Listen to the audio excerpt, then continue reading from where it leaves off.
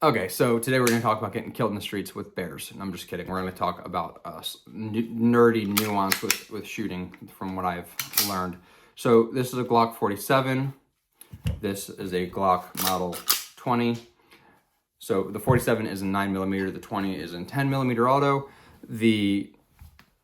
I bought these two handguns as exposure and testing platforms for both me and people that are proximal with our company. So in this, I've started noticing a lot of interesting things about the 10mm that, you know, originally weren't really relevant to the reason I was buying it. And I want to talk about those because it's not really pertinent to the company. It's not really pertinent to pneumatic riflemen, but I still want to talk about it. And this is kind of what I'm using the personal channel for, is the things I want to talk about that aren't necessarily relevant to those two interests. So first of all, the 10mm is kind of cool, right? Like just from like a nerd standpoint, the 10mm it's a pretty large case capacity. So I'll show you here. Here is a here actually I'll use a company I like. So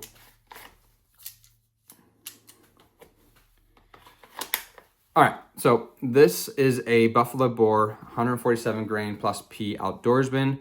It's a hard cast 147 grain load, and this is what I've carried for several years when I'm concerned with bear. This is an Underwood 220 grain 10mm auto load. So this is 147 feet going roughly 1,100 feet per second. This is 220 grain going approximately 1,200 feet per second. So this is nearly twice the weight and 100 foot per second faster. Now, I don't know if I can, here, let's see if I can do this. You're on a scale right now. I'll just show you like this. Boop. There we go. You can see there's a pretty substantial difference between those two cartridges just in case capacity and overall length. So with that, the magazines that these use are naturally going to be a little bit different from each other. So let me get that bullet put back in my magazine. And I will show you, this is going to be a little bit weird. Here's a 10mm mag, here's a 10mm, 9mm, as you might imagine. So here we have stacked base plate to base plate. The 10mm mag is a touch taller, it's a touch wider, and this is a 15-round magazine compared to a 17-round magazine. So with that, the way that, now these are both cleared handguns, as far as the ones on the table. The one in my holster is obviously not cleared because that would be stupid. But so when you grab this, when I grab this the same way that I grab a 9mm Glock platform, the traditional double stack platforms, 19, 17, 47, 45, 34, right.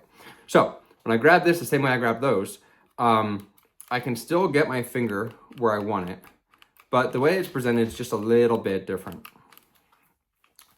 Where when I grab this, I'm gonna be able to grab the trigger in the same place, but I'm not having to reach to do it. Does that make sense? So the way that I can press this trigger, that was terrible. Let's do this again.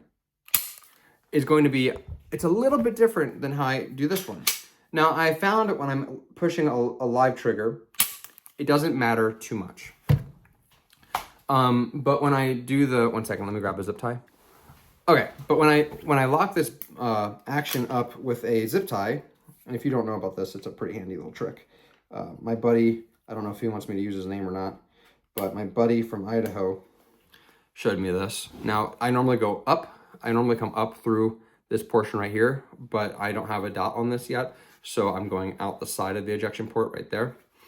And what this allows you to do, it basically puts this pistol slightly out of battery and allows you to manipulate the trigger as long as you defeat the dingus right there.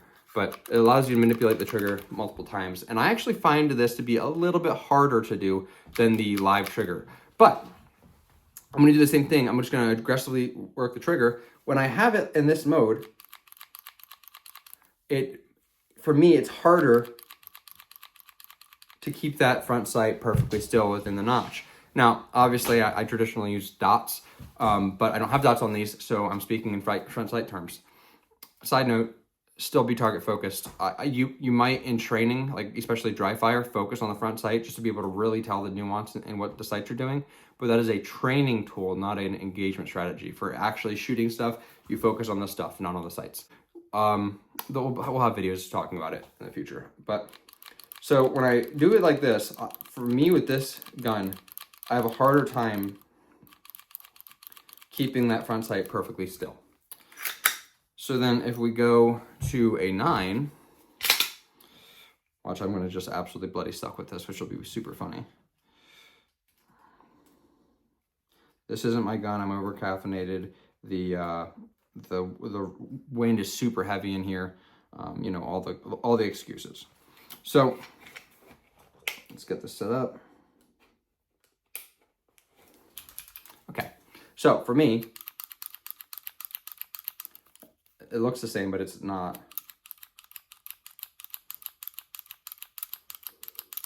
It's easier for me to work this trigger in this mode, but when I'm actually using the trigger, I'll say a live trigger, not shooting live ammunition, but a live, fully activated trigger, I find, even working it aggressively, that I can run that trigger pretty good and not have any problems. But when I set it up for my dry fire, with that zip tie technique, it's different. And I found, so again, when I'm shooting one-handed, I will kind of cheat the pistol over a little bit. I do this one-handed or two-handed, at least with my strong hand, with my right hand. So I can then, in a relaxed way, put my finger into the trigger guard and work the trigger with this portion of my finger. And that works really well for me. If I take that and put it in my left hand and do the exact same thing, you can see I have some muzzle movement. But if I come over and hold the pistol traditionally, see, I have not as much muzzle movement. So let's see if I can do this. So there's traditional, and here's the way that I normally hold a handgun. See, I have a lot more movement. So for me, I found that my left hand grip, the way that whatever micro nuance is going on in my hand, it's better and more productive for me to hold it in a traditional manner. But in my right hand, if I want to cheat that grip a little bit to get my finger in that way that we just described, it's really interesting to me to see how these things change as you experiment with stuff. And that might be something that changes with my fitness or with my stretching routines. It's just super interesting, though, to see how those things change in such nuanced ways. Because the same person, just opposite hands, but the way that I want to do it in this hand is slightly different than the way I want to do it in this hand. And I don't have any major grip or strength disparities between my left and right side. I'm relatively balanced in strength with my own personal body, left, right. I'd say my left side is a little bit stronger. At least that's what I see in the gym. When I tend to hit failure on the right a little bit sooner than my left. So interesting, I suppose. But yeah, what the heck am I talking about? Let's watch this over and make sure I'm covering what I want to. Okay, yeah, we're talking about what I meant to be talking about.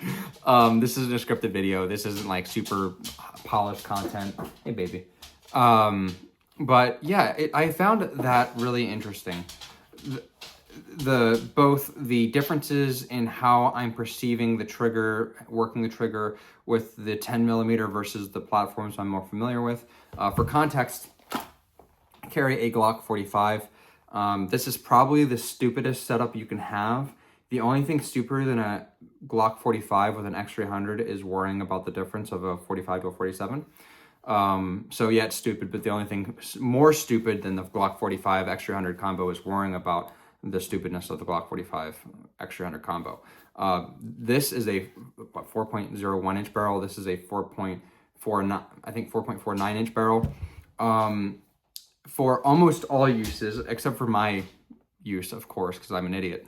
But for almost all uses, that half inch of a barrel, the velocity difference is not even remotely relevant.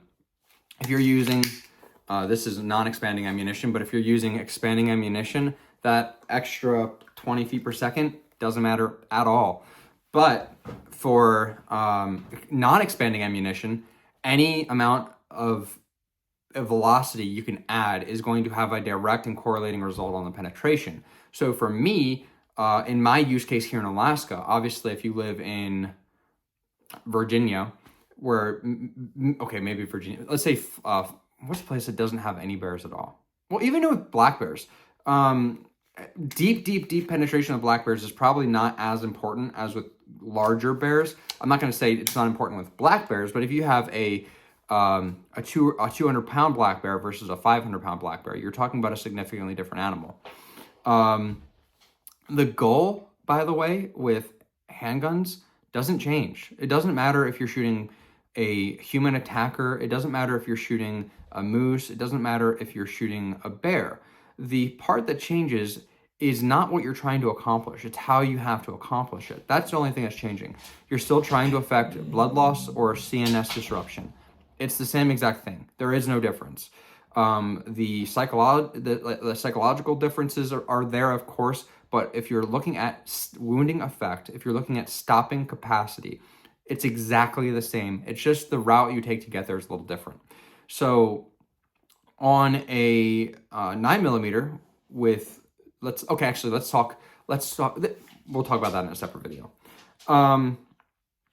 But yeah, so this is my normal carry handgun. So this frame is exactly the same as that handgun. Probably shouldn't point with guns, but that handgun, I didn't muzzle anything, but still not ideal. So the frame, this is exactly what I'm used to. All of my dry fire for the last, since March of last year, so a year and a half now, I've been carrying the Glock 45. I came to the Glock 45 from a Glock 19. Not exactly a huge difference. There is a difference though. I've learned that. I used to use a different grip. I used to have a completely different philosophy with how I shot, and I used to use bodily tension to vice in. And when I did that, I was using, I don't do this anymore. I do not recommend it at all.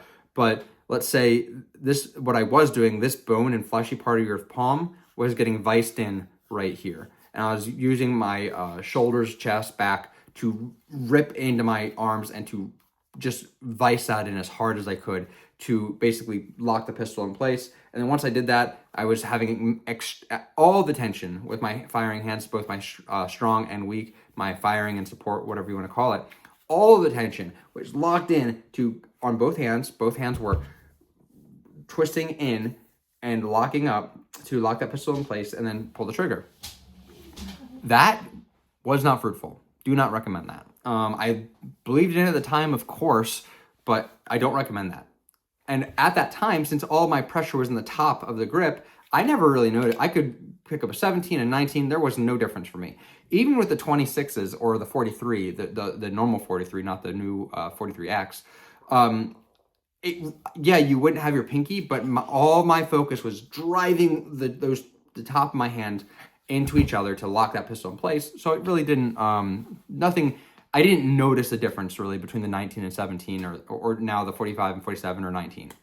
So now the only difference coming from the 19 to the 40 to the 45 is I just have more room in the bottom of the pistol to get my whole hand activated.